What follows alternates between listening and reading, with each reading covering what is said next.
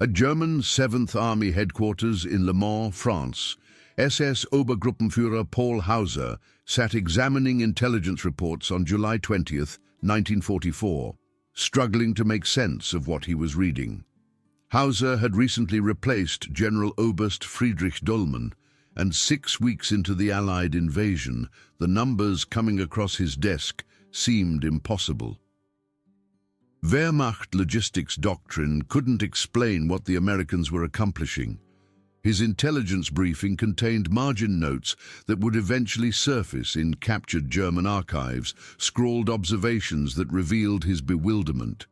He noted that Americans had field bakeries operating just 15 kilometers from active combat zones, writing that this represented either sophisticated propaganda or a complete revolution in military supply that the Wehrmacht simply didn't understand.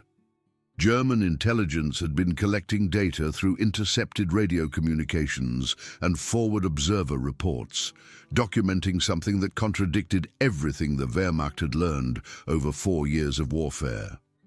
While American soldiers remained locked in brutal hedgerow combat throughout Normandy, they were somehow receiving far more than just ammunition and fuel. Hot meals arrived at the front. Fresh bread came daily. Mail from home reached soldiers in combat zones. One report that German officers found particularly incredible described donuts being served by women in Red Cross uniforms. The first of these Red Cross Club mobiles had landed just 4 days earlier, on July 16th.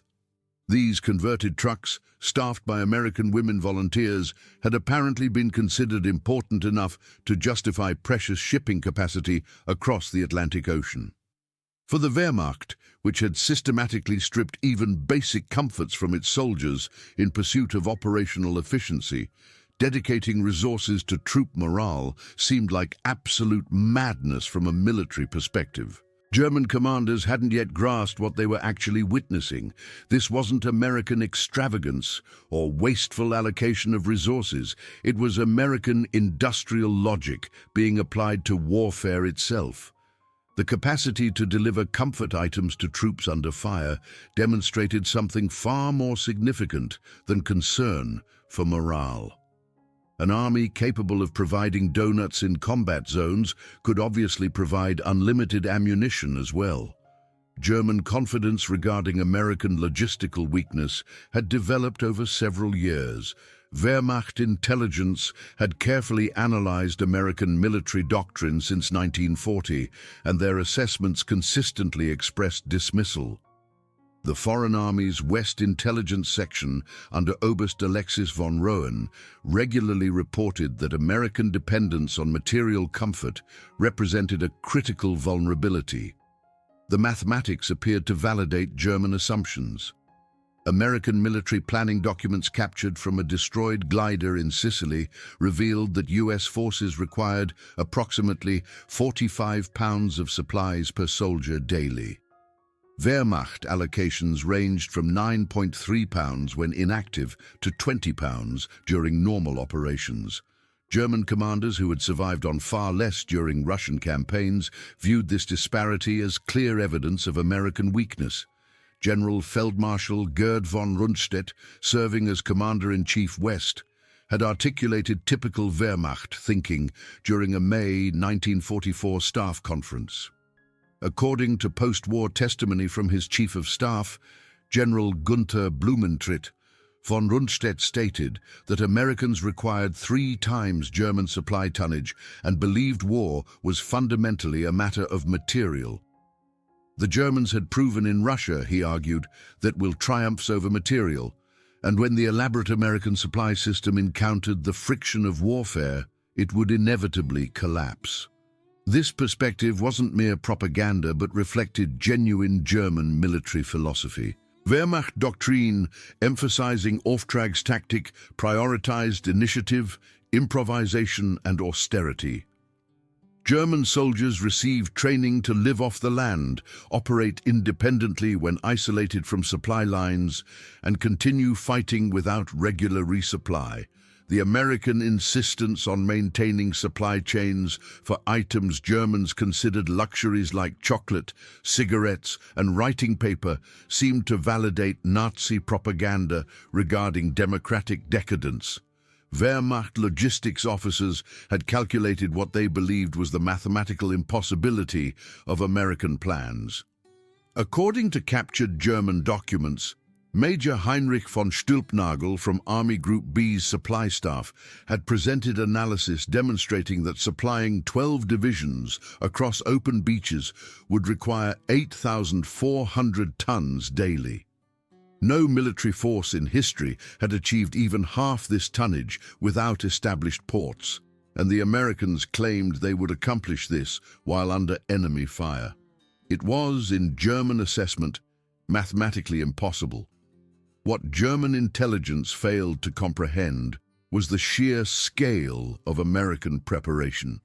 For 2 years, the United States had been transforming Britain into what General Eisenhower described as one gigantic military base. By June 1944, Americans and British had stockpiled 2.5 million tons of supplies, enough to fill a freight train stretching from London to Edinburgh and back again. The invasion fleet crossing on June 6th represented the largest naval operation in human history, consisting of 6,939 vessels, including 4,126 landing craft. Beyond these numbers lay innovations German planners hadn't imagined possible.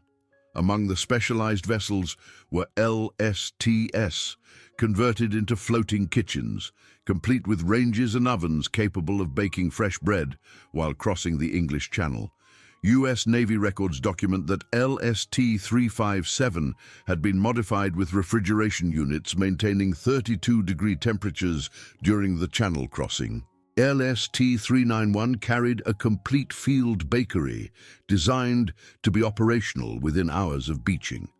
These weren't emergency modifications made under pressure, but planned allocations of resources that German doctrine would have automatically classified as wasteful. German E-boat patrols encountering invasion convoys reported observations that puzzled them.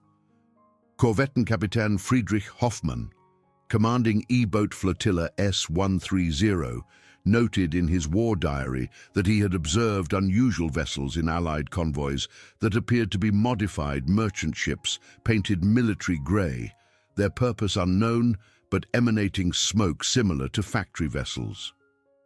By June 26, 1944, 20 days after the invasion, American logistics had achieved what German doctrine deemed impossible. Despite ongoing combat and lacking a single major port, Americans were landing an average of 15,000 tons of supplies daily.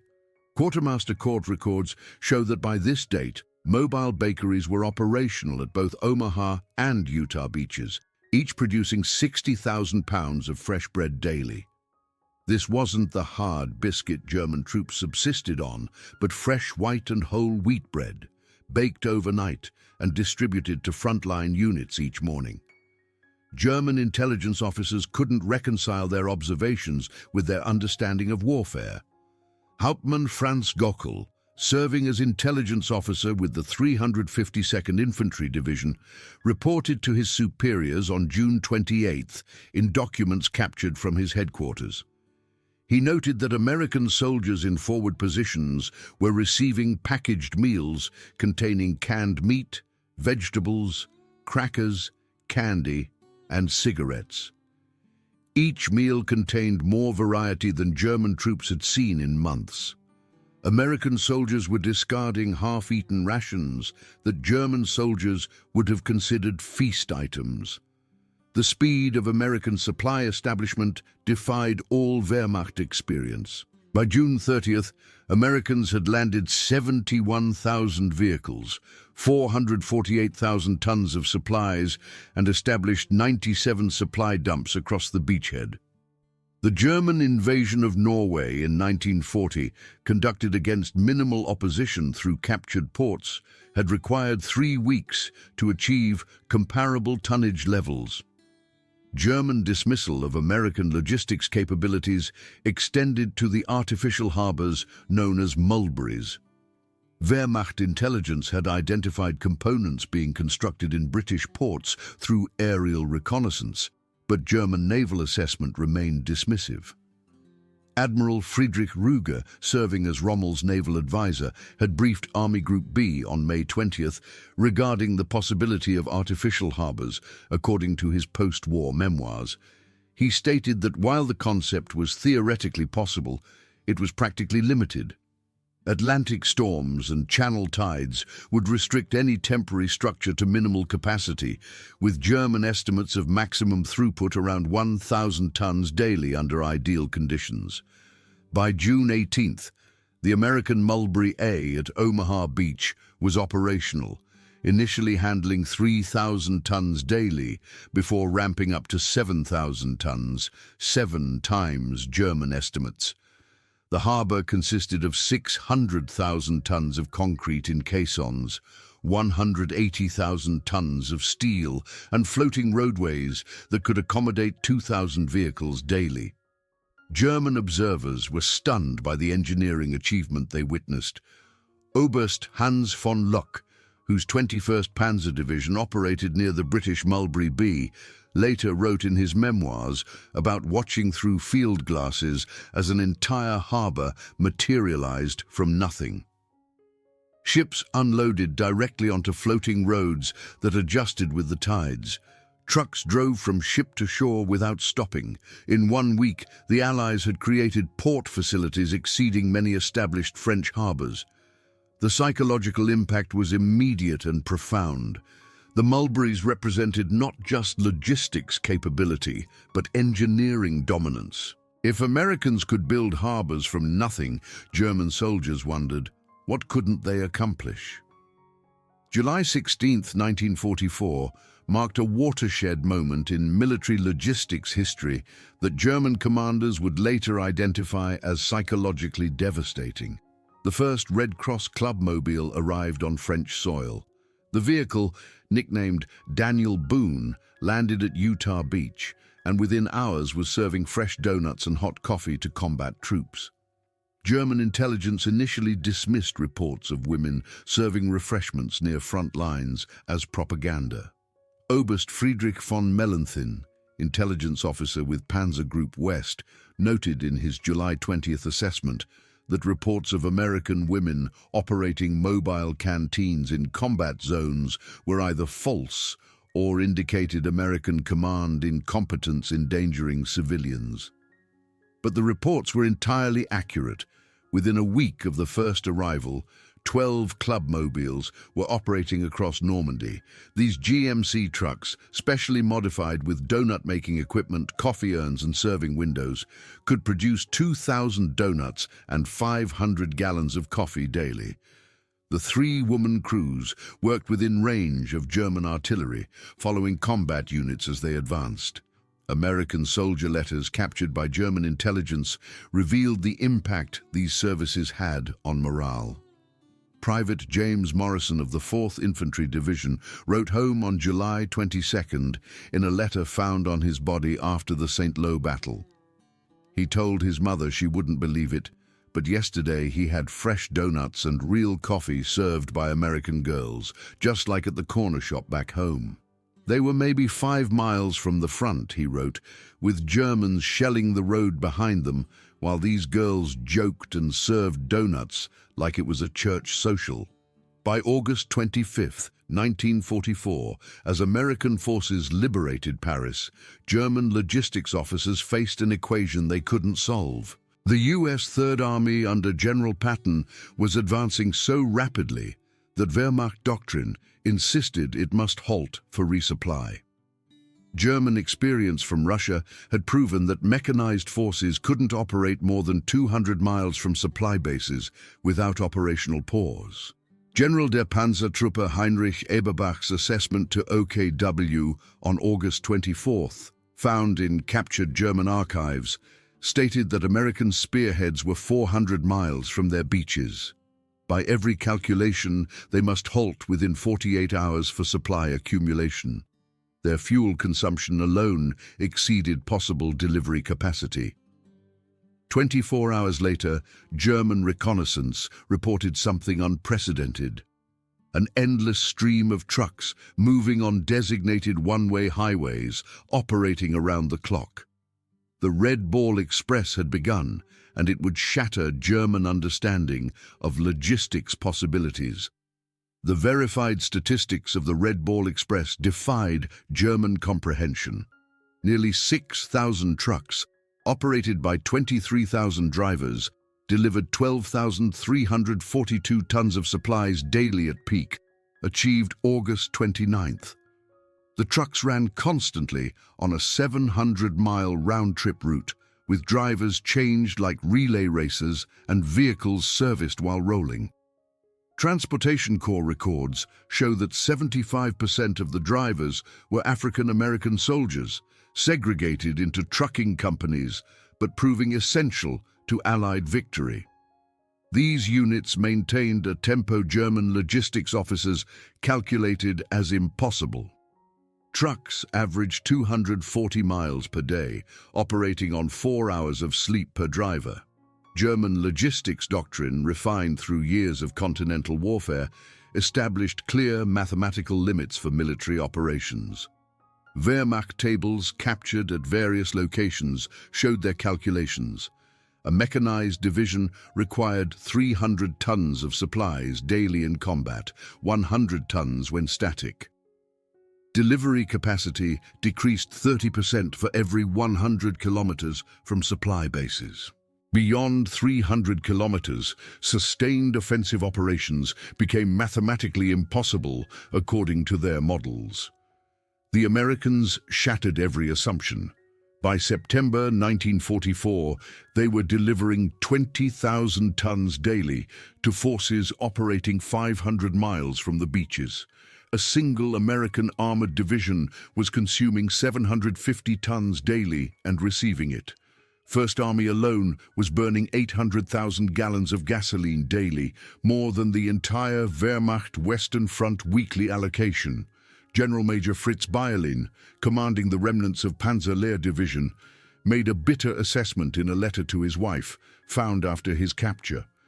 He wrote that they were not fighting soldiers anymore, but an industrial process. The Americans didn't defeat them in battle, but overwhelmed them with trucks. September 1944 brought reports German engineers refused to believe. American forces were constructing fuel pipelines from the invasion beaches directly to advancing armies. The pipeline under the ocean, known as Pluto, and its land extensions seemed like fantasy to Wehrmacht officers who struggled to maintain fuel levels in static positions. The first Pluto line became operational September 22nd, initially delivering 56,000 gallons daily to Cherbourg. By October, with multiple lines operational, delivery reached 300,000 gallons daily. By March 1945, the system would achieve its full capacity of 1 million gallons daily, exceeding the fuel consumption of entire German army groups. The psychological impact on German defenders was devastating. Oberst Hermann Balck, considered one of Germany's finest tactical commanders, noted in his post-war interrogation that when they learned Americans were pumping fuel directly from England to their tanks, they knew the war was lost. "You cannot defeat an enemy who eliminates geography," he stated. "Nothing demonstrates American logistic supremacy more dramatically than Thanksgiving 1944. With armies stretched from Holland to Switzerland, the Quartermaster Corps attempted something unprecedented, serving traditional Thanksgiving dinner to every American soldier in Europe, nearly 2 million men, on the same day. General der Panzertruppe Hasso von Manteuffel, secretly preparing the Ardennes offensive, received intelligence reports he initially dismissed. His G2 intelligence summary for November 20th, discovered in captured records, stated that agents reported massive shipment of frozen turkeys to American forces, which appeared to be a deception operation to hide offensive preparations. It wasn't deception.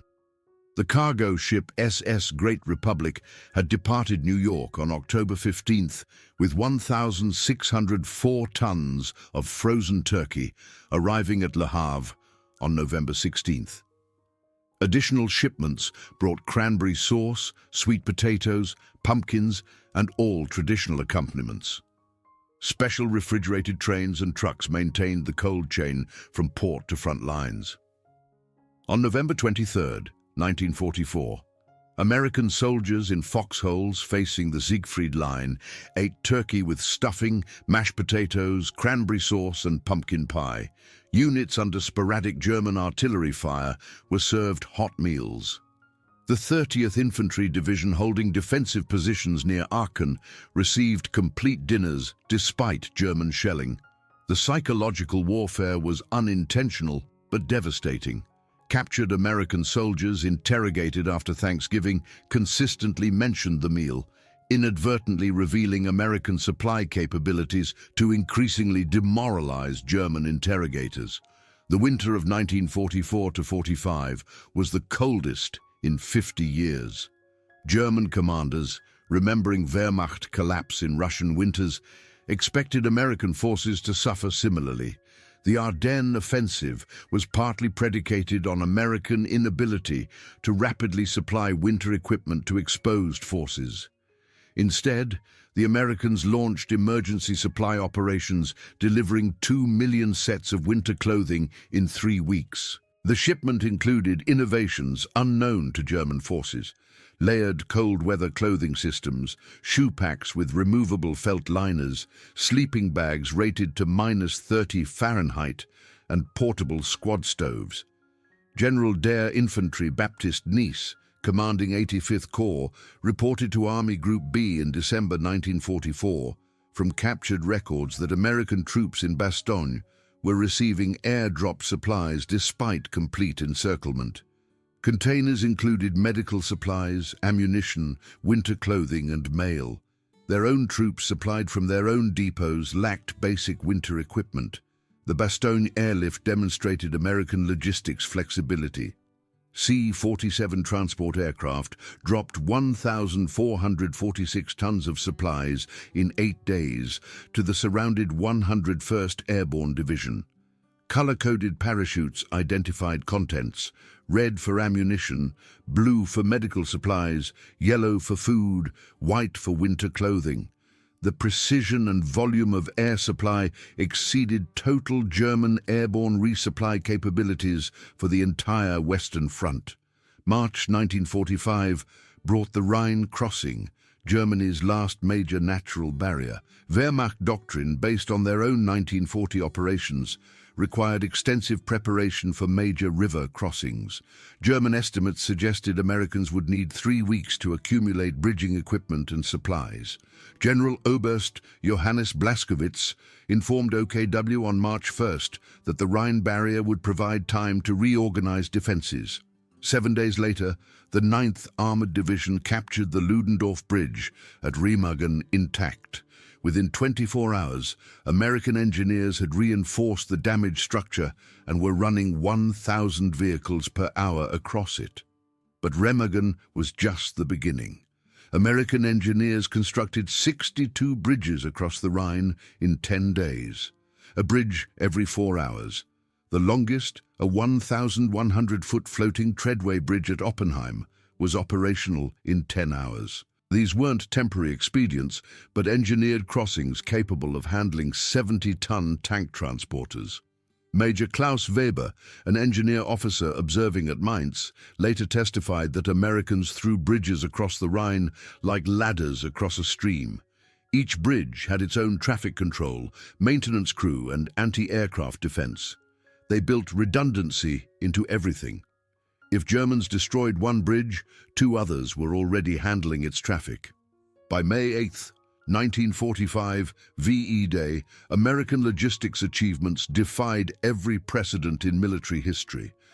The Transportation Corps and Quartermaster Corps had delivered to combat forces in Europe 21 million jerry cans, 570,000 GMC 2.5-ton trucks, 2.4 billion individual rations, 800 million cigarette packs, 500 million candy bars, 50 million Hershey bars, 11 billion rounds of ammunition. Monthly consumption rates by March 1945 reached 1.2 million tons of supplies, 50 million gallons of gasoline, and 8,000 tons of ammunition daily during offensives. These numbers represented more than statistics. They represented a fundamental revolution in warfare. The Wehrmacht, which prided itself on operational excellence, discovered that tactical brilliance meant nothing against unlimited industrial capacity efficiently delivered. Post-war interrogations of German commanders revealed unanimous recognition of American logistics supremacy. These assessments, compiled by the U.S. Army Historical Division, provide the most credible evidence of German reactions. General Feldmarschall Albert Kesselring, one of Germany's most capable commanders, testified at his 1947 interrogation that American supply achievements exceeded their calculations by factors of 5 to 10. They based defensive plans on assumed American limitations that didn't exist. A German division at 50% supply was considered combat-ready, while American divisions wouldn't attack without 200% supply reserves. General Heinz Guderian, father of Blitzkrieg warfare, provided perhaps the most insightful analysis in his post-war writings. Germans brought tactical innovation to modern war, he wrote. Rapid movement, combined arms, decisive action.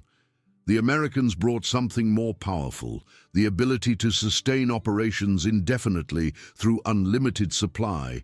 Germans could win battles, Americans could feed armies. History shows which mattered more.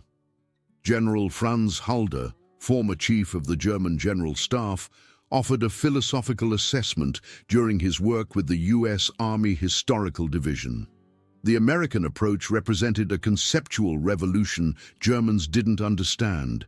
They saw logistics as supporting operations, while Americans saw operations as the delivery mechanism for logistics. They didn't defeat the German army, they buried it in abundance. While German commanders focused on European operations, Japanese military assessments reached identical conclusions about American logistics supremacy. Admiral Isoroku Yamamoto had predicted before Pearl Harbor that Japan could run wild for 6 months. Then American industrial capacity would overwhelm them. General Yoshijiro Umezu, Japanese Chief of Staff, provided complimentary testimony. They studied American island-hopping tactics, searching for weakness, and found none because tactics were secondary. Americans established supply bases, delivering more materials 5,000 miles from America than Japan could deliver 50 miles from Japan. Every battle was decided before it began, in factories and cargo ships. This specific validation matters because it demonstrates the universal nature of American logistics revolution. Whether fighting in European hedgerows or Pacific atolls, American forces maintained supply superiority that redefined military possibility. American logistics success stemmed from innovations that seemed mundane individually, but revolutionary collectively. Standardization meant every American vehicle used interchangeable parts. A truck damaged in Italy could be repaired with parts from France. German forces using equipment from multiple conquered nations faced constant compatibility crises. Mechanization was another key factor. While Germany relied on 750,000 horses for transport, consuming 20,000 tons of fodder monthly, Americans used trucks exclusively, eliminating an entire supply category while increasing speed and capacity. Preservation represented another innovation. American forces pioneered military refrigeration, maintaining cold chains from America to front lines. Fresh meat, blood plasma, and medicines arrived in condition impossible for other armies. Communication infrastructure was equally important. Americans laid 100,000 miles of telephone wire in France alone, enabling real-time supply coordination. German forces relied heavily on motorcycle couriers, delaying supply response by days. Specialization meant Americans created purpose-built vehicles for every supply category: refrigerated trucks, fuel tankers, ammunition carriers, recovery vehicles. Germans used generic vehicles for all purposes, reducing efficiency by half. An overlooked dimension of American logistics success was female participation. While German ideology confined women to traditional roles, 150,000 American women served in the Women's Army Corps, with thousands directly supporting logistics operations. WAC officers commanded supply depots controlling more personnel than most German regiment commanders. Post-war reports noted that WAC personnel processed 40% of all supply documentation in the European theatre of operations, freeing thousands of men for combat while improving logistics efficiency through specialized training. This gender integration doubled American military effectiveness by utilizing population resources Germany ideologically rejected. American logistics superiority became an unintentional but devastating form of psychological warfare. German soldiers who hadn't seen chocolate since 1942 could smell it on American POWs. Wehrmacht units surviving on sawdust extended bread could hear American troops complaining about monotonous K-rations that contained more variety than German soldiers had seen in years. Captured German letters revealed the impact.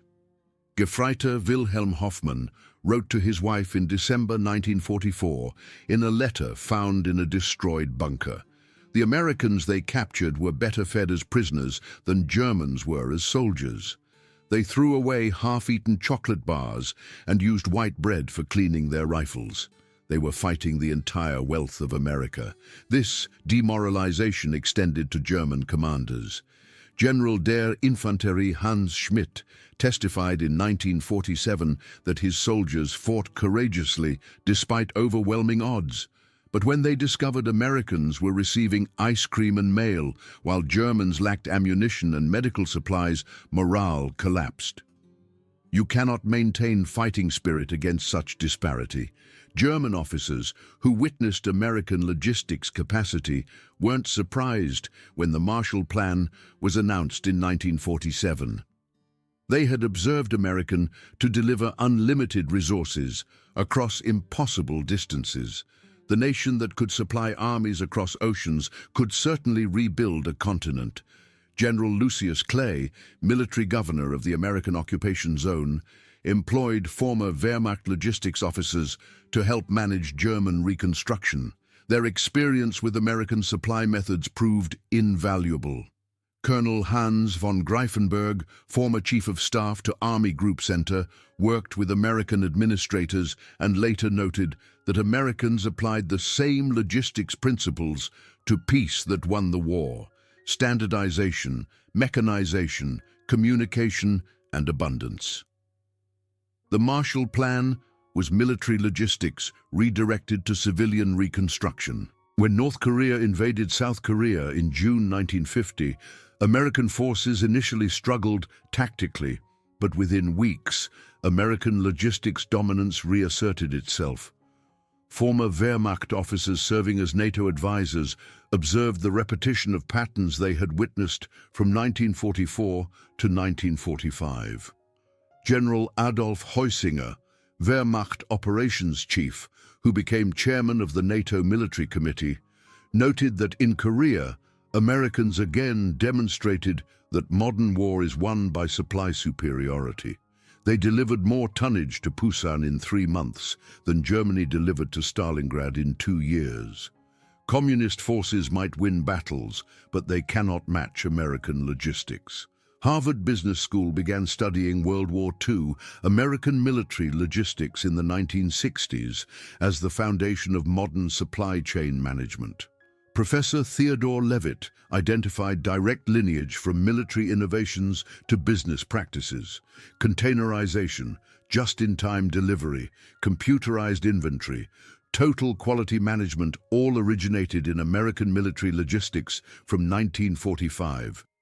The same principles that delivered supplies to Normandy beaches later delivered global commerce. cementing American economic dominance for decades. Despite being allies, Soviet commanders were equally stunned by American logistics capabilities. Marshal Georgy Zhukov, who received American Lend-Lease supplies, wrote in classified memoirs released after 1991 that Americans delivered 500,000 vehicles to the Soviet Union, more than their entire production. But more impressive was their delivery system. They shipped from Detroit to Vladivostok to Moscow with precision Soviets couldn't achieve from Moscow to Stalingrad. Marshal Ivan Konev was blunter in private correspondence, stating that if they fought America, they would face not their army, but their factories. Americans could deliver more supplies to the opposite side of Earth than Soviets could deliver to their borders. This wasn't military superiority, but industrial transcendence.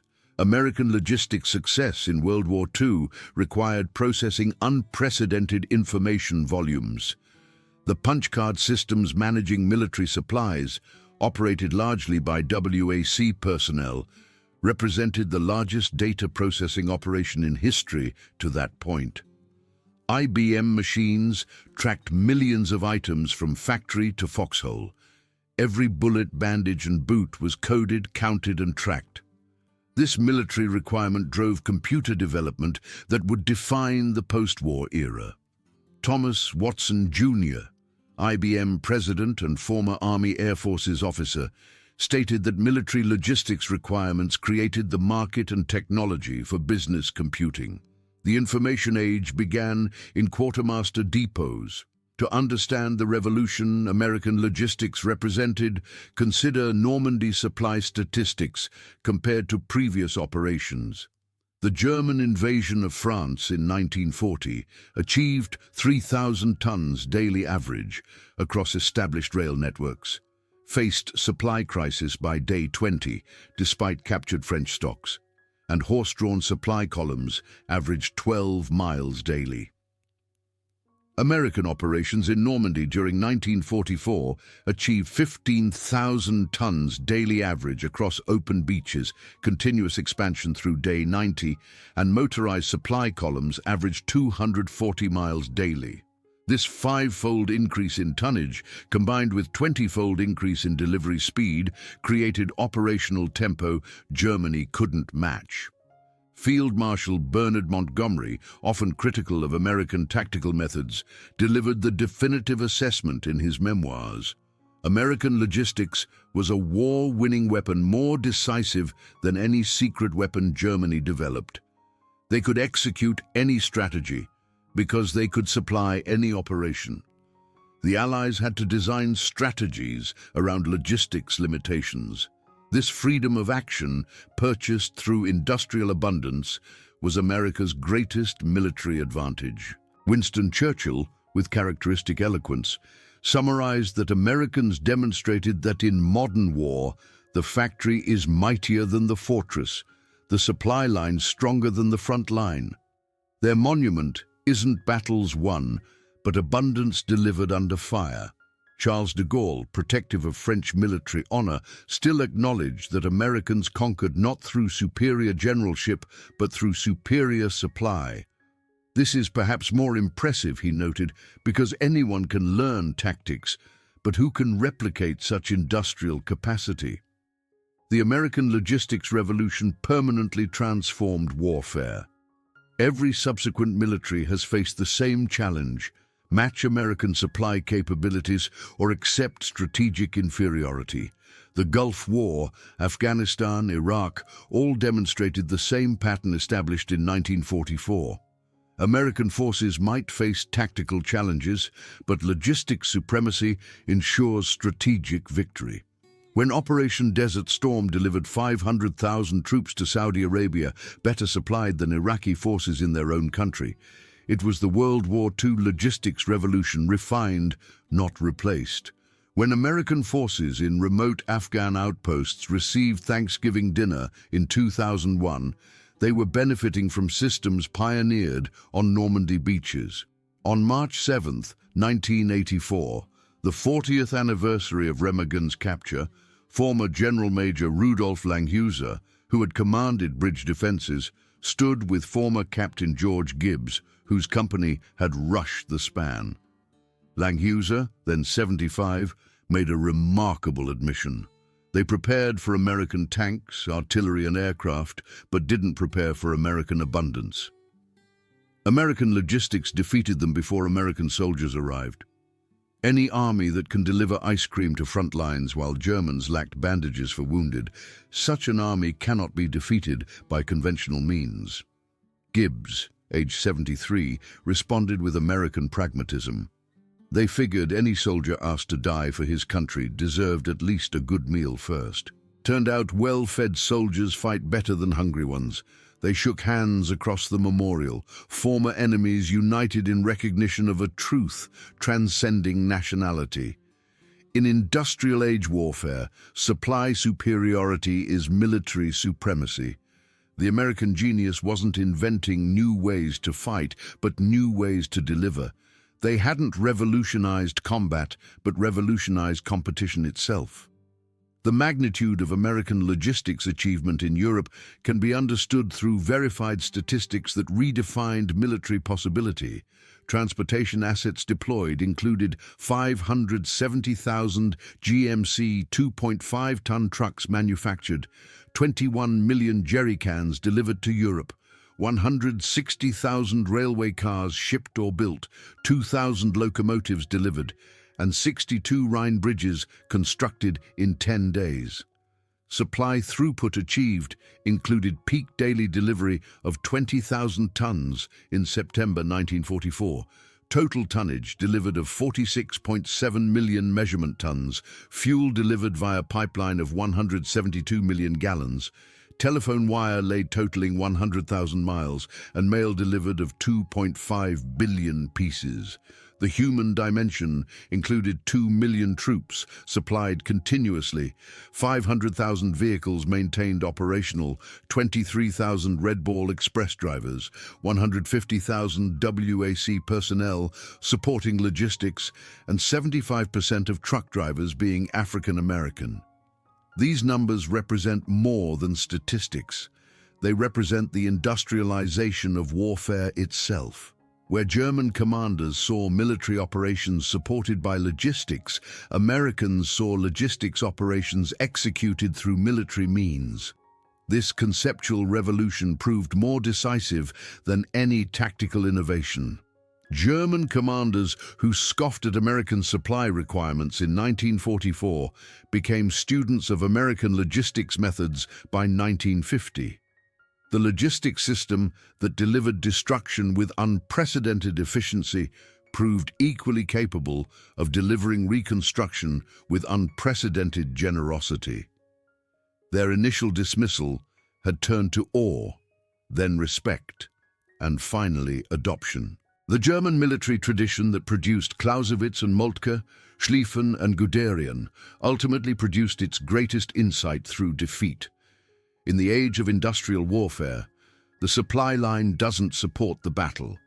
The supply line is the battle. The Wehrmacht entered World War II believing logistics supported operations. They discovered, catastrophically, that operations simply delivered logistics. The Americans hadn't won through superior fighting, but through superior feeding. They hadn't conquered through tactics, but through trucks. They hadn't triumphed through strategy, but through supply. As General Franz Halder concluded in his final assessment, Germans asked how they could win this battle, while Americans asked how they could supply this army. Germans focused on the operation, while Americans focused on the process. History records who chose correctly. The German commanders, who had scoffed at American supply chains in 1943, became their most eloquent witnesses by 1945. They had learned through devastating experience a fundamental truth of modern warfare. In the industrial age, logistics capability doesn't support military power. It is military power. The rest is supply.